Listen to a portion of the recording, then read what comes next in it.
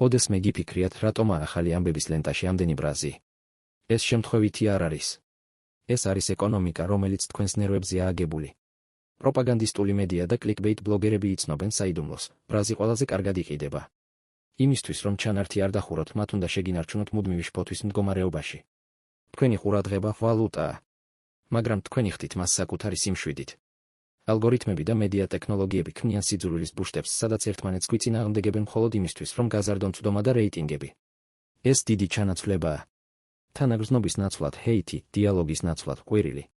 გვასწავლიან ადამიანში მტერი დავინახოთ, სანამ მასში ძმას დავინახავთ. ჩვენ მკვებავთ ჩვენი აგრესიით სხვის მედიას იმპერიებს, საბოლოოდ კი სრულიად დაცლილები ვრჩებით. თეოლოგიაში არსებობს ცნებაგრძნობების დაცვა.